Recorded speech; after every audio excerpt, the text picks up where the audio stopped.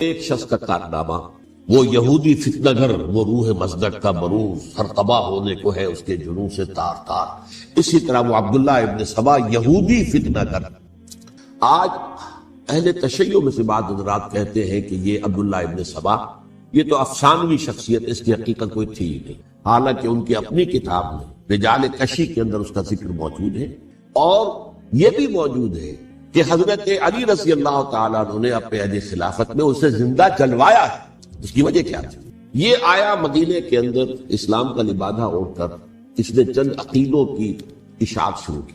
سب سے پہلے حضرت علی تو خدا ہے، گاڈ انکارنیٹ، اوتار کا تصور، جیسے ہندوؤں میں ہے رام چندر جی خدا کا اوتار، اور عیسائیت میں بھی پہلے گاڈ انکارنیٹ کا تصور تھا کہ حضرت مسیح خدا کا اوتار، انکارنیشن آف گاڈ۔ تو اس نے کہا کہ حضرت علی تو خدا کا اوتار ہے، خدا ہے۔ نمبر دو، اس نے کہا کہ ہر نبی کا ایک وصی ہوتا ہے جس کے حق میں وہ وصیت کرتا ہے، تو حضور صلی اللہ علیہ وسلم کی وصی حضرت علی ہے، لہذا خلیفہ تو اول روز سے حضرت علی ہے، حضرت ابو بکر، حضرت عمر، حضرت عثمان یہ تو غاصب ہے، اور حضرت عثمان کی خلافت تھی اس وقت تو خاص طور پر۔ پھر اس نے جو قبائلی عصبیت تھی اسے بھڑکایا۔ پرانی جو عصبیت چل رہی تھی قریش کے اندر، وہ دو گھرانے ایک دوسرے کے مد مقابل تھے۔ دیکھیے، ایک ہوتا ہے قبیلہ، ایک ہوتا ہے گھرانہ۔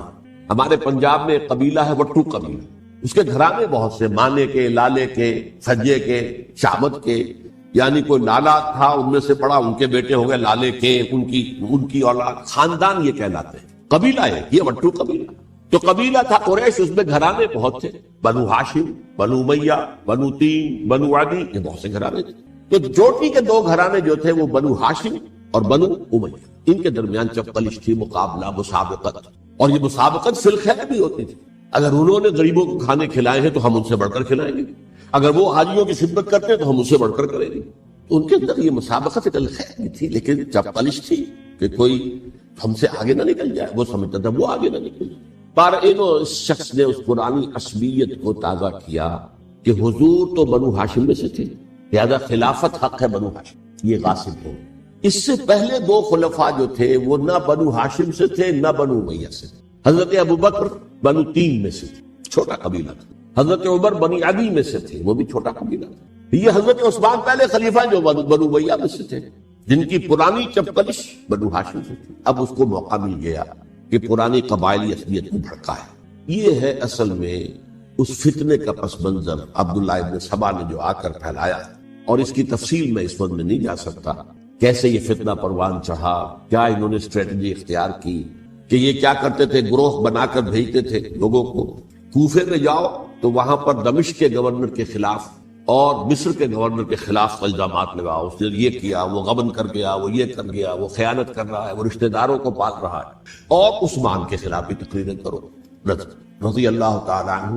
دمشق میں جاؤ تو کوفے کے گورنر کے خلاف، کیونکہ دمشق کے گورنر کے خلاف بات کرو گے تو لوگوں کو معلوم ہوگا کہ یہ جھوٹ بول رہے ہیں، لیکن یہ کہ وہاں تو تم بات کرو کوفے کے گورنر کے خلاف اور مصر کے گورنر کے خلاف اور حضرت عثمان کے خلاف۔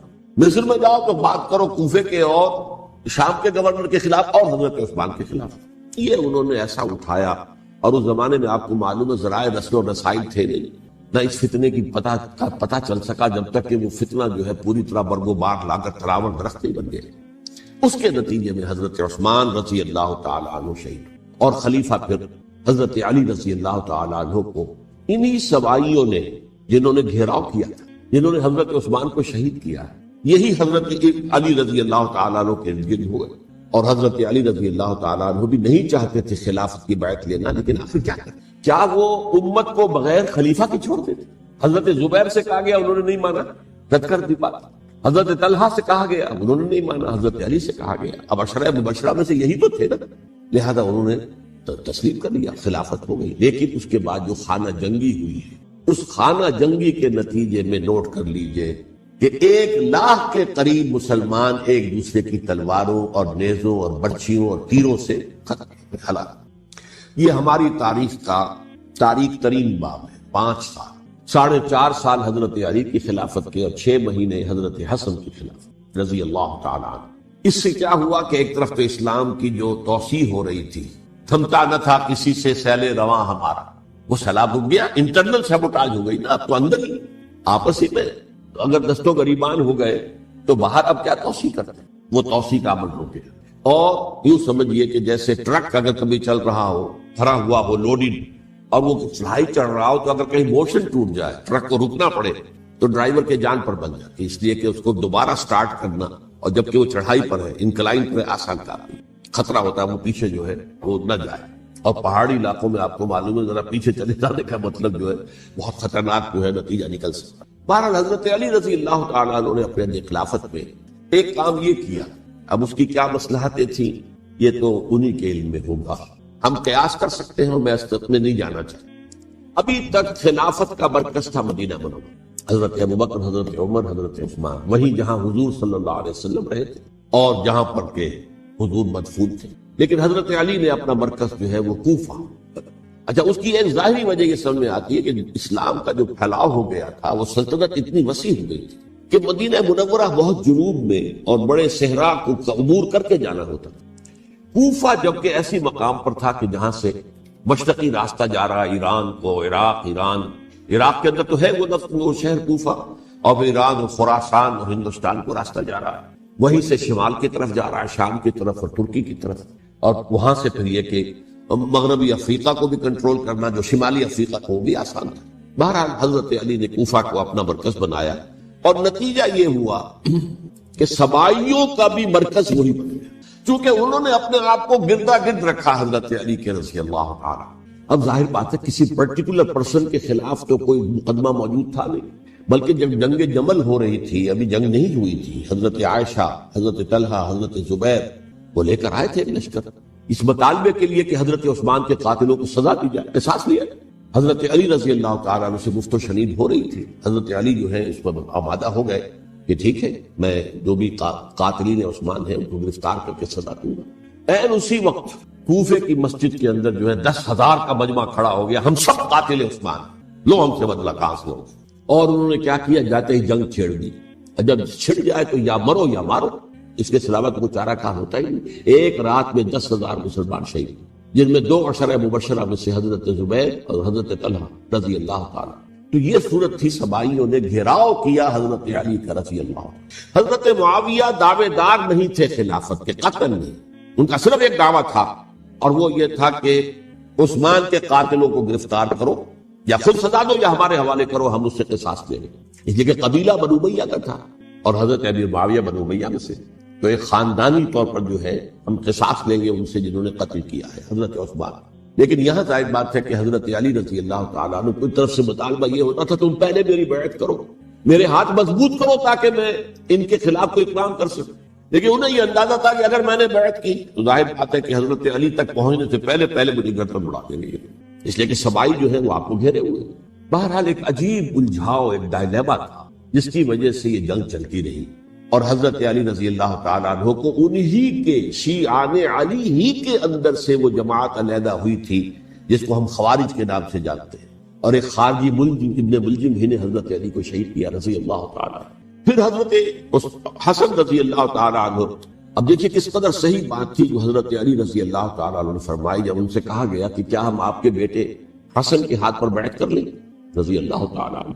فرمایا نہ میں تمہیں اس کا حکم دیتا ہوں نہ میں اس سے روکتا ہوں، یہ تمہارا معاملہ ہے، امرہم شورا بینہم، تم اپنے باہمی مشورے سے جو فیصلہ کرو گے ٹھیک ہے، میں نہ حکم دیتا ہوں نہ روکتا ہوں۔ اس کا کیا مطلب ہے؟ باپ کے بعد بیٹے کی خلافت ہرگز حرام نہیں ہے، ورنہ کہتے کیسے ہو سکتا میرا بیٹا؟ نہیں، یہ نہیں کہا۔ حضرت عمر سے بھی کہا گیا تھا کہ اپنے بیٹے کو نامزد کر دیں، عبداللہ ابن عمر کو، تو انہوں نے جواب میں کیا کہا؟ اسے تو طلاق دینے بھی نہیں آتی۔ انہوں نے اپنی کسی زوجہ کو طلاق دی تھی اور اس میں جو صحیح ترین طریقہ ہے وہ اختیار نہیں کیا تھا، انہوں نے طلاق دینے تک نہیں آتی تو میں اسے خلیفہ بنا۔ یہ نہیں کہا تھا کہ باپ کے بعد بیٹا خلیفہ نہیں ہو سکتا، یہ تو نہیں تھا، کہیں حرام نہیں ہے، نہ کتاب و سنت میں، نہ کوئی حدیث ہے، نہ کہیں قرآن مجید میں۔ تو حضرت علی نے بھی فرمایا رضی اللہ تعالیٰ، نہ میں روکتا ہوں نہ حکم دیتا ہوں، یہ تمہارا اپنا معاملہ ہے۔ بہرحال حضرت حسن رضی اللہ تعالیٰ عنہ نے حضرت امیر معاویہ سے صلح کر لی، خلافت ان کے سپرد کر دی۔ دیکھیے میں حضرت ابوبکر، حضرت عمر، حضرت عثمان، حضرت علی کے ساتھ حضرت حسن کے دور خلافت کو بھی خلافت راشدہ میں سے سمجھ، اور تبھی 30 سال پورے ہوتے ہیں اس حدیث کے مطابق کہ حضور نے فرمایا خلافت 30 برس رہے گی پھر ملوکیت آئے۔ تو حضرت حسن کا بہت بڑا کارنامہ یہ ہے کہ اس خانہ جنگی کا دروازہ بند، اور یہ پیشن گوئی تھی حضور کی صلی اللہ علیہ وسلم. حضرت حسن جو بچے تھے حضور کے انتقال سے پہلے، میرا یہ بیٹا مسلمانوں کے دو گروہوں میں صلح کرائے، یہ حضور کی پیشن گوئی تھی. اور وہ پیشن گوئی حضرت حسن کے علم میں بھی ہوگی یقیناً. بہرحال انہوں نے صلح کی حضرت امیر معاویہ کے ساتھ رضی اللہ تعالیٰ عنہ، خلافت ان کے حوالے کر دی اور کچھ شرائط تھیں طے ہو گئی. اللہ خیر. حضور کی تو یہ پیشن گوئی جو ہے صحیح ثابت ہوئی کہ میرا یہ بیٹا مسلمانوں کے دو بڑے گروہوں کے درمیان صلح کرا رہا ہے. اور سبائیوں نے انہیں تانے دیے، یا عار المومنین، اے مومنوں کے لیے موجب عار، موجب شرم، تم نے بزدلی دکھائی، تم نے امیر معاویہ کو خلیفہ تسلیم کر دیا، تم نے بزدلی دکھائی. معاذ اللہ ثم معاذ اللہ ثم معاذ. اب میں کچھ باتیں حضرت امیر معاویہ کے بارے میں کہنا چاہوں، اس لیے کہ وہاں اس میں نے حضرت معاویہ کے بارے میں یہ تو بہت شدت کے ساتھ کہا تھا، اور میں اب بھی اس پر قائم ہوں اور پوری طریقے سے قائم ہوں. میرا مستقل موقف یہی ہے کہ حضرت معاویہ رضی اللہ تعالیٰ عنہ کے دور خلافت کو ہم خلافت راشدہ میں شامل نہیں سمجھتے، اہل سنت میں سے کوئی بھی نہیں سمجھتا. لیکن اس کے ساتھ میں نے حضرت امیر معاویہ کے کچھ مناقب بھی بیان کیے ہیں تاکہ پلڑا جو ہے ترازو کا اس کے دونوں پلڑے سامنے آئے. لیکن یہ کہ وہ حصہ میرے اس بیان کا نکال دیا گیا، ختم کر دیا گیا. یہ میں نہیں جانتا کہ اس میں کیا مصلحت دیکھی گئی ہے. اس میں تو کسی کے لیے کوئی معاملہ ایسا نہیں تھا کسی کے جذبات کو جو ہے وہ ٹھیس پہنچانے والا. کیونکہ میں نے کہا وہ خلیفہ راشد نہیں تھے، صاف میں نے کہا، بلکہ وہ دور ملوکیت کا آغاز ان سے ہو گیا. بلکہ جب ایک صاحب نے یہ کہا کہ کربلا کے بعد سے دور ملوکیت آ رہی تھی، تو میں نے کہا نہیں جناب، دور ملوکیت تو 20 سال پہلے پوری ہو چکی ہے، شروع ہو چکی ہے. حضرت امیر معاویہ کے بھی 20 سال میں وہ دور ملوکیت میں شمار. انہیں کسرى العرب بھی کہا گیا، عرب کے کسریٰ جو شہنشاہ ایران کا خطاب تھا، حضرت معاویہ رضی اللہ تعالیٰ عنہ کو کسرى العرب کہا گیا، عرب کا کسریٰ یہ. لیکن دوسری طرف یہ ہے کہ وہ صحابی رسول رضی اللہ تعالیٰ حضور کے برادر نسبتی بھی ہیں، حضور کے سالے ہیں. ان کی ہمشیرہ ام حبیبہ حضور کی زوجہ محترمہ ہے، ام المومنین ام حبیبہ رضی اللہ تعالیٰ. پھر کس قدر معتمد علیہ تھے حضور کے کہ کاتبان وحی میں شامل تھے. وحی کی کتابت کرنے والے چند لوگ تھے جنہیں کہ حضور کہتے تھے کہ اب یہ آیت لکھ لو. ان میں سے ایک امیر معاویہ رضی اللہ تعالیٰ. تو بڑے توازن کی ضرورت ہے. دیکھیے صحابہ کرام کا جہاں تک تعلق ہے، اہل سنت کا موقف یہ ہے کہ صحابہ کلہم عدول، صحابہ سب کے سب نیک نیت ہیں اور ان کی روایت جو ہے قبول کی جائے گی، رد نہیں کی جائے گی، ان پر کوئی جرح و تعدیل نہیں ہوگی، اس لیے کہ ان کا تزکیہ محمد رسول اللہ صلی اللہ علیہ وسلم نے کیا. لہذا یہ تو ہو سکتا ہے کہ کسی صحابی سے کوئی خطا ہوگی، لیکن وہ خطا اجتہادی ہوگی، نیت کی خطا تھی، نیت کی غلطی نہیں.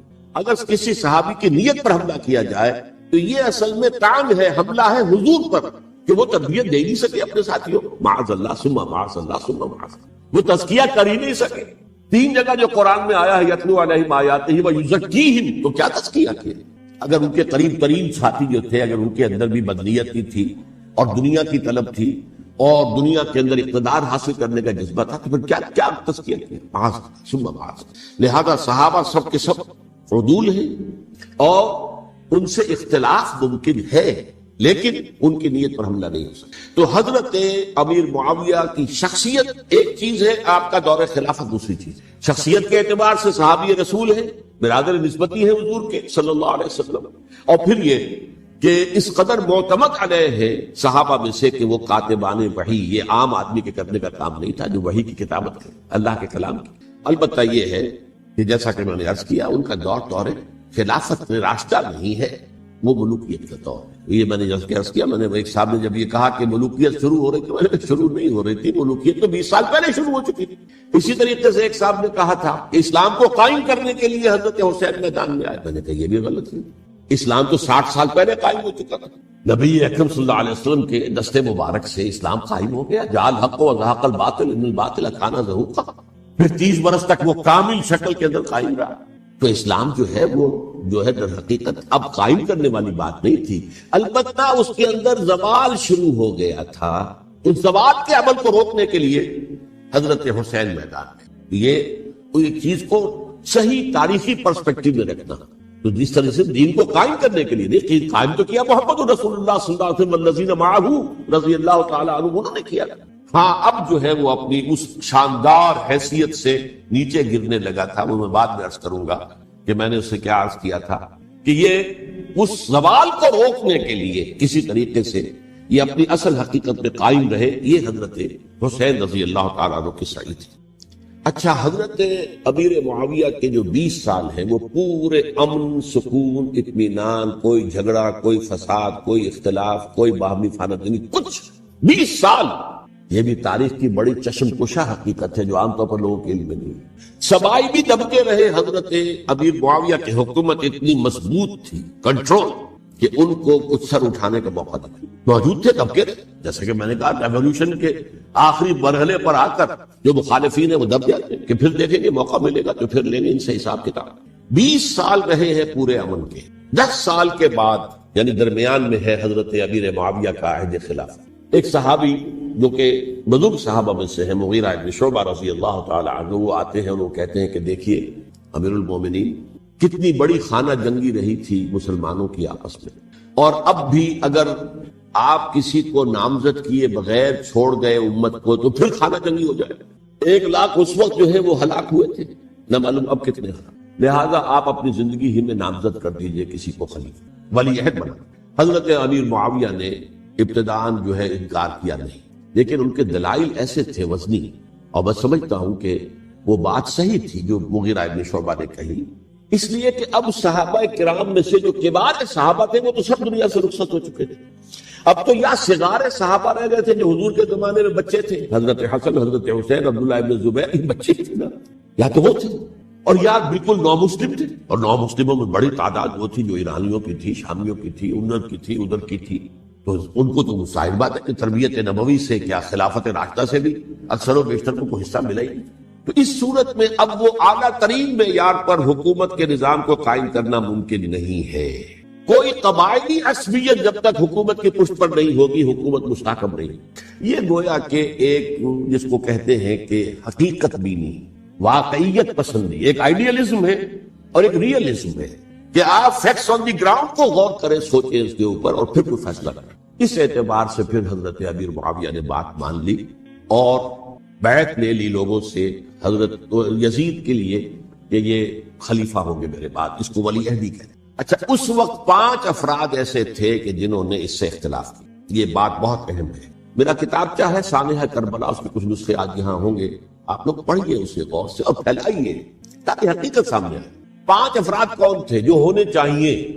ابو بکر فوت ہو گئے، ان کے بیٹے عبد الرحمن ابن ابی بکر۔ عمر فوت ہو گئے، ان کے بیٹے عبداللہ ابن عمر۔ عباس فوت ہو گئے، ان کے بیٹے عبداللہ ابن عباس۔ زبیر فوت ہو گئے، ان کے بیٹے عبداللہ ابن زبیر۔ اور حضرت حسن جو ہے ان کا انتقال ہو چکا تھا، حضرت علی کے بیٹے حضرت حسین رضی اللہ تعالی عنہ مجمعین۔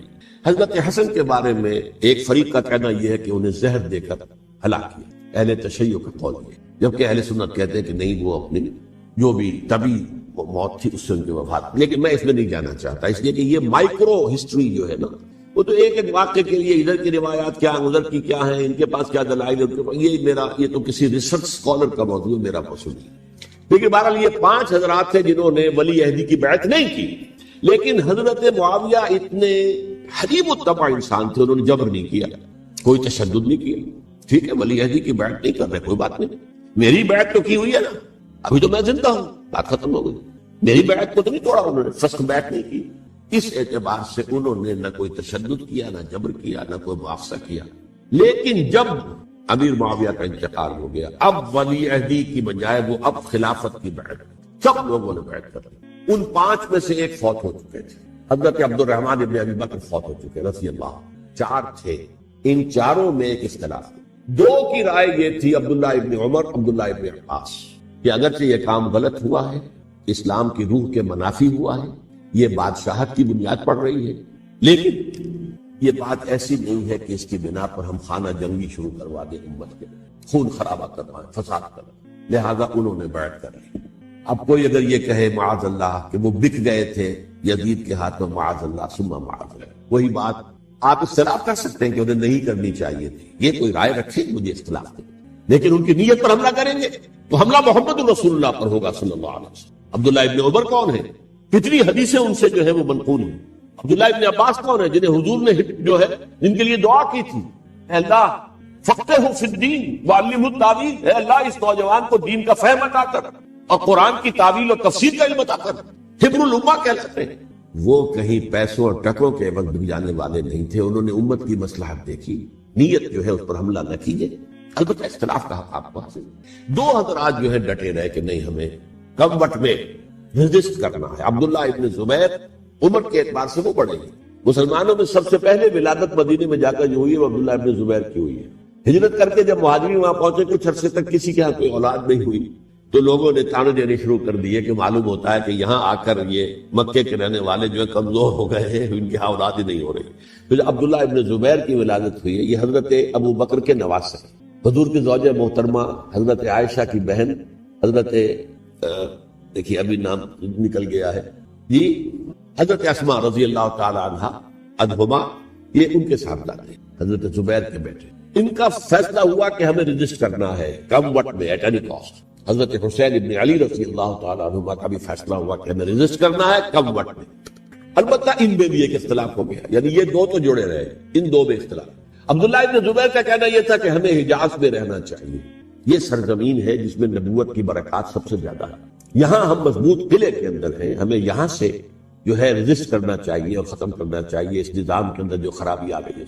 حضرت حسین رضی اللہ تعالیٰ عنہ کے پاس خطوط کا تانتا بنا ہوا تھا, کوفے سے لوگ خط لکھ رہے تھے, آئیے آئیے آئیے, ہم آپ کے ہاتھ پر بیعت کریں گے, ہم آپ کے ہاتھ پر بیعت کریں گے, ہم آپ کے ہاتھ پر بیعت کریں گے. یہی وہ کوفہ جو حضرت علی کا دارالخلافہ رہا تھا اور جو پھر سبائیت کا گڑھ بن گیا. چنانچہ حضرت حسین نے حضرت مسلم بن عقیل کو بھیجا وہاں پر کہ میرے نمائندے کی حیثیت سے جا کر وہاں پر بیعت لو. 10-12 ہزار افراد نے بیعت کر لی. لیکن اس کے بعد یزید کی طرف سے گورنر بنا کے بھیجا گیا ابن زیاد کو.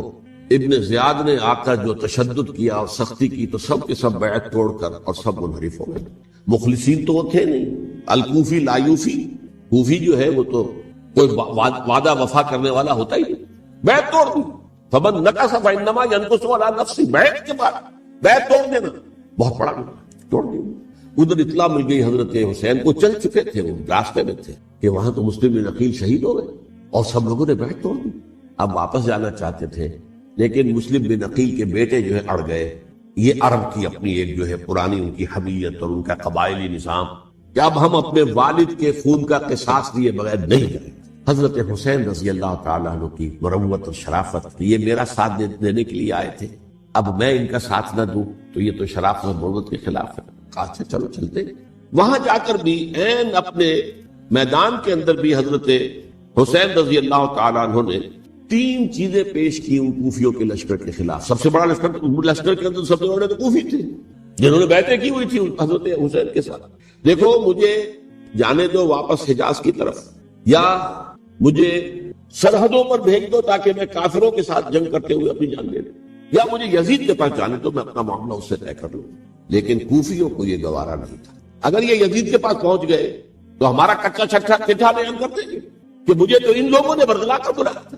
اس لیے کہ دیکھیے حضرت امیر معاویہ کے 20 سالوں کے دوران میں بتا چکا ہوں, ان کی حکومت اتنی مستحکم تھی کہ اس کے خلاف کوئی فتنہ اٹھانا ممکن نہیں تھا. اب کیونکہ ایک چینج اوور ہوا تھا, اور چینج اوور میں آپ کو معلوم ہوتا ہے کہ ایک جس کو کہتے ہیں every thing is in the melting پاٹ, ابھی تو یہ درمیان کے اندر معاملہ ہے, تو انہیں موقع ملا. سر اٹھایا حضرت حسین رضی اللہ تعالیٰ عنہ کو, جو خطوط لکھے جس کے کہ تھیلے کے تھیلے اور بوریوں کی بوریاں بھری ہوئی حضرت حسین کے ساتھ تھی, وہ کہا کہ آئیے ہم آپ سے بیعت کریں. انہوں نے نہیں مانا. اور اصل میں حضرت حسین کے قاتل وہ کوفی ہیں, وہ بزدل, وہ منافق, جنہوں نے بیعت کر کے بیعت توڑی. اور اب وہ آ گئے کہ اگر یہ حسین رضی اللہ تعالیٰ عنہ بچ کر کہیں یزید کے پاس پہنچ گئے تو پھر ہمارا کچا چٹھا جو ہے وہ سامنے آ جائے گا اور ہماری پھر شامت ہے. لہذا انہوں نے قتل کیا حضرت حسین کو رضی اللہ.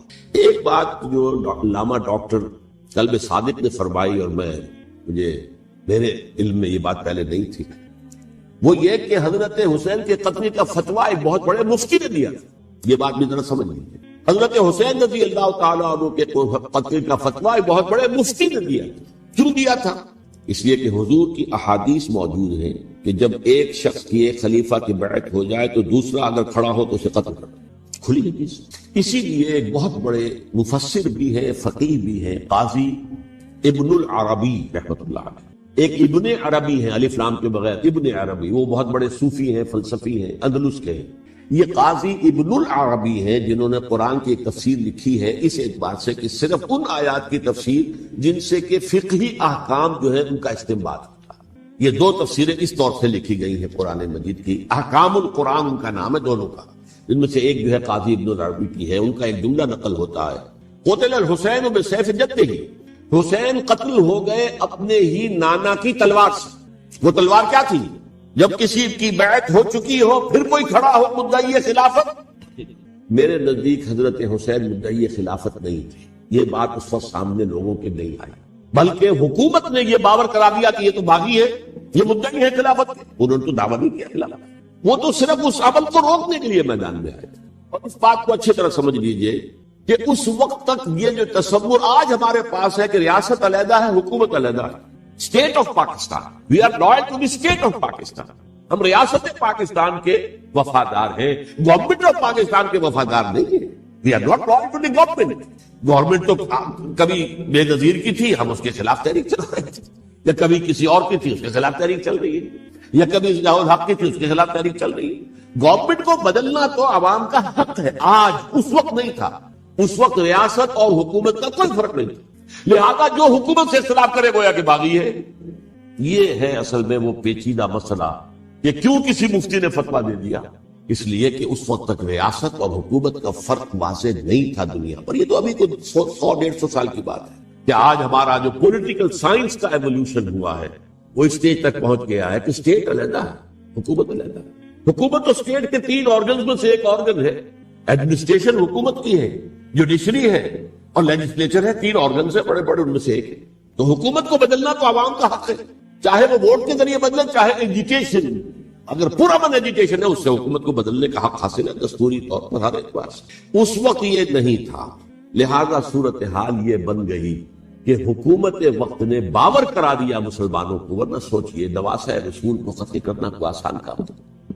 آخر سب کلمہ گو تھے کہ نہیں تھے؟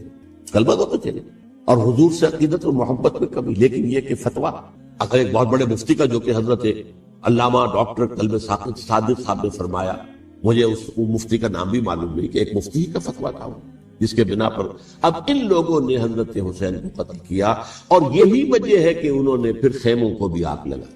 بھائی حالانکہ دیکھیے اگر دشمنی کا انتقام ہوتا تو حضرت علی بن حسین جو بیمار تھے، جو بعد میں زین العابدین رحمت اللہ علیہ کے نام سے پھر یہ اہل تشیع کے چوتھے امام معصوم ہیں، حضرت علی، حضرت حسن، حضرت حسین، اور پھر حضرت علی بن حسین زین العابدین رحمت اللہ علیہ، کیا کو بھی قتل کرتے تھے؟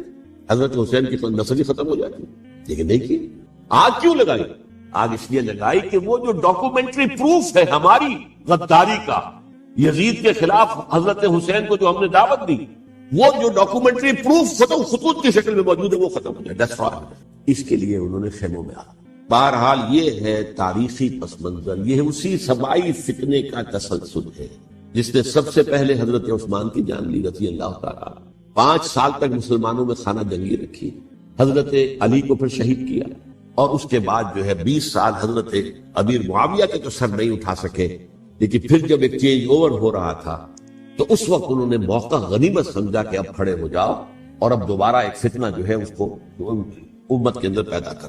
اچھا، اس معاملے میں ایک بات جو میں نے وہاں کہی کہ ہمارے ہاں شاعرانہ جو مبالغہ آمیزی ہے، یہ میری گفتگو کا حصہ انہوں نے حذف کر دیا، اور میں نے ایک سنی شاعر بہت بڑے عالم جن کے حوالے سے آج بھی میری تقریر ہوگی خالد جناح ہال میں، مولانا محمد علی جوہر کے ایک شعر کے حوالے سے کہا کہ قتل حسین اصل میں مرگ یزید ہے، اسلام زندہ ہوتا ہے ہر کربلا کے بعد۔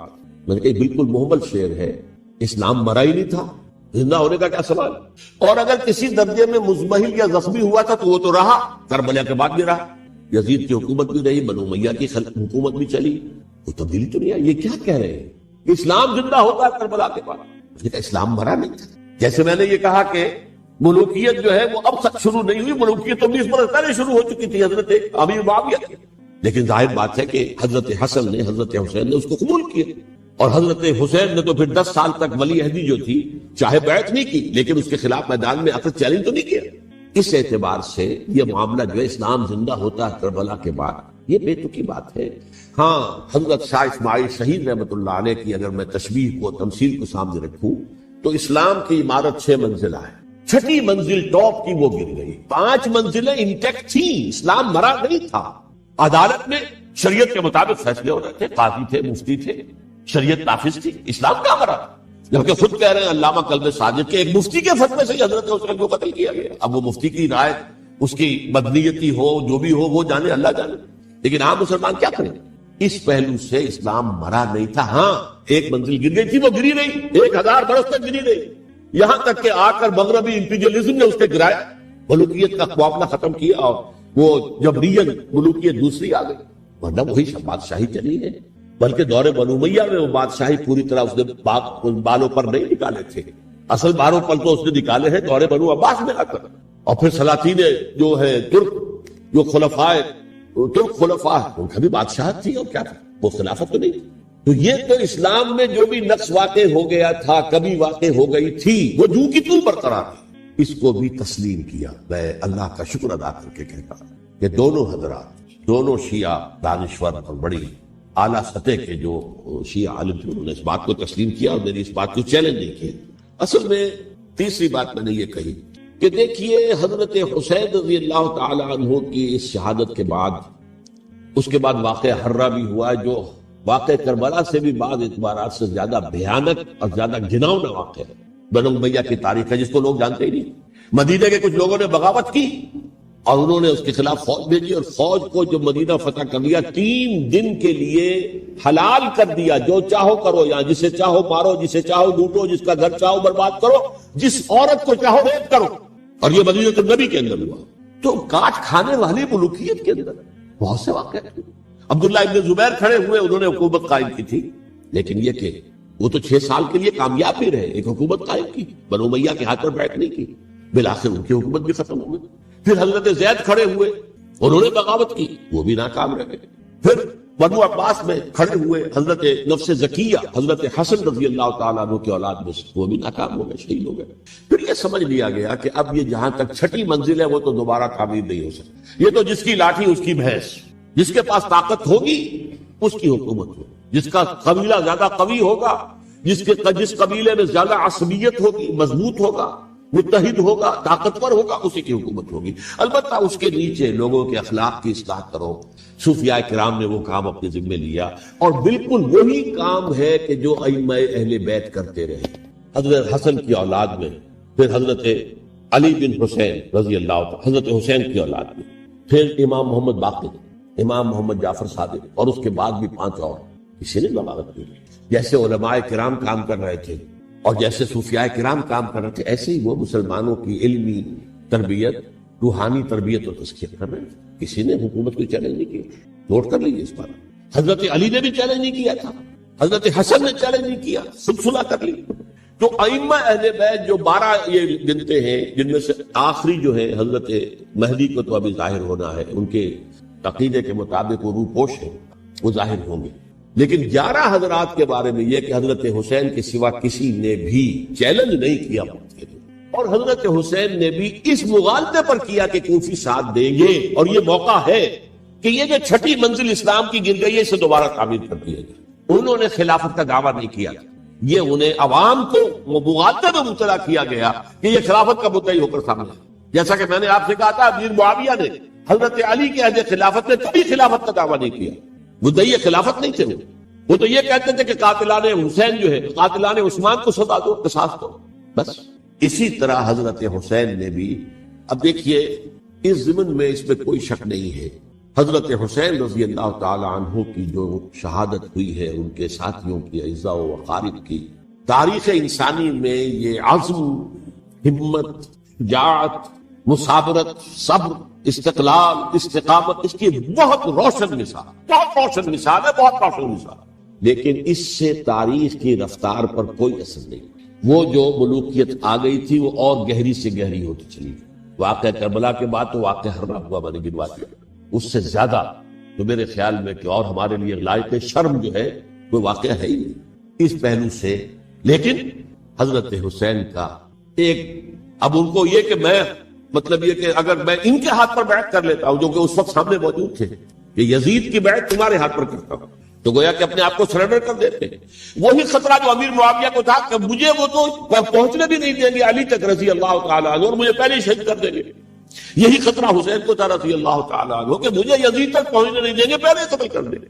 اور ویسے بھی یہ ایک شرافت، مروت اور حمیت اور غیرت اور عزت نفس کا تقاضا بھی تھا کہ بھائی معاملہ ہے یزید کا، میرا مجھے وہاں جانے دو، اللہ اللہ خرچ دو، یو کین اسکورٹ می، میرے دائیں بائیں چلو تاکہ میں کہیں اور بھاگ نہ جاؤں تمہارے خیال میں، مجھے وہاں پہنچا دو، میں وہاں پہ جا کے اس سے معاملہ کر لوں۔ لیکن انہوں نے قتل کیا، اصل قاتلان کوفی وہی سبائی۔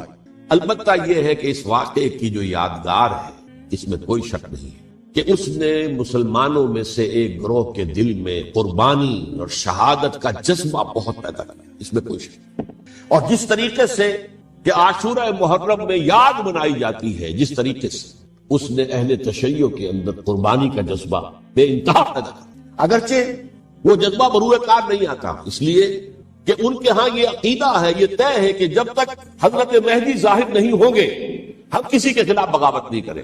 یہ پوری تاریخ میں ان کا معاملہ رہا، تمام جو ہے ائمہ اہل بیت کا معاملہ رہا، جب تک مہدی نہیں آتے keep sitting and keep waiting, wait and see, that's all. یہ تو خمینی صاحب نے کیا ہے، آیت اللہ خمینی صاحب نے، کہ انہوں نے یہ ایران کے شیعوں کو باور کرایا کہ بھائی جب آئیں گے حضرت مہدی آ جائیں گے، لیکن ہم اب ہاتھ پر ہاتھ رکھ کر بیٹھے رہیں، باطل کو چیلنج بھی نہ کریں، ہمیں کچھ تو کرنا چاہیے، وہ ہاتھ پاؤں ہلانے چاہیے، اور کچھ نہیں تو مہدی کا راستہ جو ہے صاف کرنا چاہیے، تمہید کرنی چاہیے، ان کے راستہ ہموار کیا جائے۔ تو یہ ان کی بڑی عظمت ہے آیت اللہ خمینی صاحب کی کہ اہل تشیع ایران کے جو ہے ان سے انہوں نے یہ بات منوا دی کہ ہم بالکل انرٹ نہیں بیٹھے رہیں گے، بلکہ اب انہیں نائب امام قرار دے کر اور ولایت فقیہ کے فلسفے کے حوالے سے، یہ دو چیزیں ان کی جو ہے بنیادی فلسفے کی ہیں، وہ اس وقت میرا موضوع نہیں ہے، انہوں نے عوام کو ایسا کھڑا کیا ہے کہ 20,000 سے لے کر 30,000 کے درمیان انسانوں نے جانیں دی، عورتوں کے جلوس نکلے، چیرخوار بچہ گود میں ہے عورت کے، اور گولی کھا رہی ہے، مر رہی ہے، گر رہی ہے۔ اب سوچیے زندگی کتنی عزیز ہوتی ہے، اور چیرخوار بچے کے لیے ماں کی جو زندگی ہے، اس ماں کو اپنی زندگی کتنی عزیز تر ہوگی کہ اپنے لیے نہیں تو اس بچے کے لیے مجھے جینا ہے، لیکن نہیں، گولیاں کھائیں گری۔ یہ جذبہ انہی میں ہے۔ واقعہ یہ ہے کہ اہل سنت کے اندر یہ جذبہ نہ ہونے کے برابر، یہ میں واشکاف الفاظ کو کہہ رہا ہوں، پورے عالم اسلام میں صرف شیعہ ایران ایسا نکلا ہے کہ جس نے بادشاہت کا خاتمہ کیا، باقی سعودی عرب میں بادشاہت بیٹھی ہوئی ہے، اربوں ڈالر کا ایک ایک محل بنتا ہے بادشاہوں، اور سنی سن کوئی حرکت نہیں۔ وہ تو اب جو حرکت ہو رہی ہے وہ اینٹی امریکن حرکت ہے جو ہو رہی ہے، در حقیقت وہ مسئلہ بالکل دوسرا ہے جو اس وقت ہو رہا ہے، لیکن یہ کہ عالم اسلام میں کوئی تحریک ایسے نہیں اٹھی۔ یہ اہل تشیع میں ہے جو بالکل استثنائی بات ہے کہ انہوں نے جو ہے ایسا بادشاہ جس کو کہا جاتا تھا کہ اس کا جو اسلحہ خانہ ہے وہ ایشیا میں سب سے بڑا اسلحہ خانہ ہے، جو 2500 سالہ پرانی جو ایک عظمت تھی ایران کی، اس کو دوبارہ تازہ اور زندہ کرنا چاہتا تھا۔ 2500 سالہ برسی اس نے بنائی تھی، اس کے لیے ایک شہر آباد کیا تھا کہ خسرو یا سائرس یا ذوالقرنین قرآن مجید کی اصطلاح میں اس کی یادگار بنائی تھی، اور وہ سوچ رہا تھا کہ وہی عظمت دوبارہ ایران کی ہوگی جو خسرو کے زمانے میں تھی، جس کا قرآن مجید میں سورہ کہف کے اندر ذکر ہے، مشرقی فتوحات، مغربی فتوحات، شمالی فتوحات۔ تو وہ بادشاہ ہے، اس کو بھاگنا پڑا قربانی کی وجہ سے۔ تو یہ جو ہے واقعہ کربلا نے، اس میں کوئی شک نہیں ہے کہ ایک ایسی مشعل روشن کی ہے جس کو کہ ہر شخص کو دیکھنا چاہیے۔ یہ بھی انسان، جیسے کہ اقبال نے ایک شعر کہا تھا غالب کے لیے، فکر انسان پر تیری ہستی سے یہ روشن ہوا ہے، پرے مرغ تخیل کی رسائی طاق ہو جا۔ تو فکر انسان پر حضرت حسین کی قربانی سے یہ واضح ہوا ہے کہ انسان کس حد تک جا سکتا ہے قربانی دینے کے لیے اپنے کسی مقصد کے لیے۔ مقصد ان کا جو تھا، میں نے اسی لیے آیت پڑھی تھی، معاذ اللہ ثم معاذ اللہ۔ میں ایک آخری بات جو کہہ رہا ہوں وہ نوٹ کر لیجئے، ایک خاص انتہائی نقطۂ نظر کے عام کیے جانے کی وجہ سے سنیوں میں بھی ایک انتہائی رد عمل پیدا ہوا، ایکسٹریم رائٹسٹ سنی۔ اگر ایک طرف سے حملہ کیا گیا ہے حضرت عثمان کی نیت پر، ان کو خیانت کا الزام لگایا گیا، ان پر اقربا پروری کا الزام لگایا گیا، حضرت ابو موسیٰ شریف پر خیانت اور غداری کا الزام لگایا گیا، یہ ساری چیزیں اگر صحابہ کرام کے اوپر ہوئی، امیر معاویہ پر، امیر اور عمرو بن العاص پر، تو جواب میں کچھ لوگ کھڑے ہو گئے، حضرت علی وہ اقتدار کے طالب تھے، معاذ اللہ ثم معاذ اللہ ثم معاذ، یہ اہل سنت کا موقف تھا۔ حضرت حسین اقتدار کے طالب تھے، ہرگز نہیں، ہرگز نہیں، ہرگز۔ وہی اصول جو میں نے بتایا تھا سب کے لیے لاگو رہے، وہ امیر معاویہ کے لیے ہے تو حضرت علی کے لیے بھی، حضرت حسین کے لیے بھی، کہ نیک نیت ہے، ان کی کسی رائے سے اختلاف کر سکتے ہیں لیکن ان کی نیت پر حملہ نہیں کریں گے. نیت پر حملہ کریں گے آپ کا ایمان بالرسالت جو ہے وہ مجروح ہو جائے گا. یہ رسول کے ساتھ رسول نے ان کا تذکیہ کیا، یتلو علیہم آیاتہ ویزکیہم، اس کا سارا عمل محمد کا کیا ہوا صلی اللہ علیہ وسلم. تو صحابی کے معاملے میں یہ ہمارے ہاں ان کو اہل سنت جو ہیں جو معتدل مزاج کے اکثریت ان کی، یہ تو چند لوگ ہیں ذرا قلم چلا لیتے ہیں تو ان کی بہت سی چھوٹی چھوٹی کتابیں بھی شائع ہو گئی ہیں بہت، لیکن انہیں اہل سنت نے قرار دیا ناسبی یا خارجی. جیسے خوارج نے کہا تھا حضرت علی بھی کافر ہے اور حضرت ابی معاویہ بھی کافر ہے، حضرت عمرو بن العاص بھی کافر ہے، معاذ اللہ ثم معاذ اللہ. ایسے ہی کچھ لوگ حضرت حسین پر بھی الزام لگاتے ہیں کہ اقتدار کی حوث اور طلب کے اندر انہوں نے یہ سارا سفر کیا تھا اور بس یہ ہے کہ وہ جو بازی تھی وہ ہار گئے. اللہ اللہ حسن، اس سے آگے کیا ہے بابا؟ اللہ ثم بعث. اسی لیے میں نے آیت آج جو پڑھی تھی ایک اور جو بہت بظاہر آپ کو معلوم ہوئی ہوگی، غیر متعلق ہے میرے آج کے عنوان سے، تلک الدار الآخرۃ نجعلھا للذین لا یریدون علوا فی الارض ولا فسادا. یہ سورہ قصص کے آخری آیات سے دیکھو، یہ آخرت کا گھر جو ہے وہ ہم خاص کر دیں گے ان لوگوں کے لیے جو اس زمین میں اپنے اقتدار کے طالب نہیں ہوتے. زمین میں اقتدار کے طالب ہو گے فساد ہو جائے، تم بھی طالب میں بھی طالب، جھگڑا ہوگا، لڑائی ہوگی، دنگا ہوگا، فساد ہوگا. تلک الدار الآخرۃ نجعلھا للذین لا یریدون علوا فی الارض ولا فسادا. جو لوگ زمین میں اپنے اقتدار کے طالب اور اس کے نتیجے میں فساد پیدا کرنے والے نہیں ہیں، ان کے لیے ہم نے آخرت کا گھر خاص کیا. والعاقبۃ للمتقین، اور عاقبت جو ہے انجام کار آخرت جو ہے وہ تو متقیوں کے لیے ہے. اسی میں آئیں گے سب صحابہ کرام، خواہ وہ حضرت علی ہے رضی اللہ تعالیٰ عنہ، اور خواہ وہ حضرت امیر معاویہ ہیں، حضرت عثمان ہیں رضی اللہ تعالیٰ عنہ، خواہ حضرت حسن ہیں، حضرت حسین ہیں رضی اللہ تعالیٰ عنہ، خواہ عبداللہ ابن زبیر ہے، خواہ عبداللہ ابن عباس ہے، خواہ عبداللہ ابن عمر رضی اللہ تعالیٰ عنہ مجمعین. اس اصول کو سامنے رکھ کر اختلاف آپ کر سکتے ہیں کسی سے بھی، لیکن کسی کی نیت پر حملہ کریں گے تو اصل میں آپ کا ایمان بالرسالت مجروح ہو جائے. علی کو نبی اکرم صلی اللہ علیہ وسلم نے اپنا نائب بنا کر چھوڑا تھا جب غزوہ تبوک میں جا رہے تھے مدینے میں. حضرت علی نے کہا کہ مجھے آپ عورتوں کے ساتھ بٹھا کے جا رہے ہیں. فرمایا تمہارا مقام میرے ساتھ وہی ہے جو موسیٰ کے ساتھ ہارون کا. ہارون کو چھوڑ کر گئے تھے نا یہودیوں کے پاس جب گئے تھے تورات لینے کے لیے، تو تمہارا وہی مقام ہے میرے ساتھ. یہ حضرت علی ہے رضی اللہ، ان کے بارے میں میرا ان کی کیا عظمت میری نگاہ. یہ 3 کتابچے ہیں، مجھے نہیں معلوم تیسرا یہاں ہے یا نہیں ہے، بہرحال آپ لوگوں کو ریکمینڈ کر رہا ہوں کہ ان کا مطالعہ کریں. اب یہ کہ آخری بات یہ کہ اصل ہمارے کرنے کا کام کیا ہے. دیکھیے کیوں نہیں کیا کسی نے بھی خروج کا معاملہ، وہ میں واضح کر چکا ہوں، بغاوت نہیں کی. کیوں؟ ایک تو ریاست اور حکومت میں فرق نہیں تھا، ذرا کھڑا ہو اور وہ باغی قرار پائیں گے، واجب القتل ہو جائے، فتوے کی زد میں آ جائے، یہ معاملہ تھا. اور دوسرے یہ کہ عمارت پوری گری نہیں تھی، ایک منزل گری تھی. آج ہم کہاں کھڑے ہیں؟ پوری عمارت گری ہوئی. نہ شرعی عدالتیں ہیں، نہ شرعی فیصلے ہیں، نہ احکام الہی نافذ ہے، نہ حدود اور قصاص کے معاملات، کچھ بھی نہیں. ہمارا فرض کیا ہے؟ حضرت حسین کی مدح کرتے رہیے، تعریف کرتے رہیے، صحابہ کرام کی مدح کرتے رہیے، مدح صحابہ، اس کے لیے مجلسیں قائم ہو رہی. بھائی کر کیا رہے ہو؟ تھے تو آبا وہ تمہارے ہی، مگر تم کیا ہو؟ ہاتھ پر ہاتھ دھرے منتظر فردا. تلک امت قد خلت لہا ما کسبت ولکم ما کسبتم. وہ تو ایک امت تھی جو چلی گئی، اللہ کے ہاں پہنچ گئے. جو کچھ انہوں نے کمایا وہ ان کے لیے، تمہارے لیے نہیں ہے. تمہارے لیے وہ ہوگا جو تم کماؤ. ہمارے لیے راستہ اب یہی ہے کہ خلافت راستہ کے مکمل نظام کو اثر نو قائم کرنے کے لیے منہج انقلاب نبوی کو اختیار کریں. میری کتاب اس پر، کیسٹس اس پر، audio cassette, video cassette, C D, نہ معلوم ڈی وی ڈی، سب کچھ موجود. سیرت النبی پر تو میں عرض کر چکا ہوں. فلسفہ سیرت النبی سمجھنا ہے تو میری کتاب پڑھیے، ورنہ سیرت النبی آپ پڑھ لیں گے، واقعات معلوم ہو جائیں گے. فلسفہ سیرت سامنے اس کا آپ مطالعہ کریں گے میری کتاب سے. اور دوسرے یہ کہ یہ خلافت قائم کرنے کے لیے جو جدوجہد ہم کر رہے ہیں، تحریک خلافت پاکستان جس کا میں داعی ہوں ادنا سا، وہ تنظیم نہیں ہے، میں اس کا امیر نہیں ہوں، وہ ایک تحریک ہے. جیسے تحریک پاکستان کہلاتی تھی جس کی تنظیم تھی مسلم لیگ، پارٹی کا نام مسلم لیگ تھا، لیکن تحریک پاکستان. اس طرح تحریک خلافت پاکستان وہ ہم نے چلائی ہے تنظیم اسلامی کی.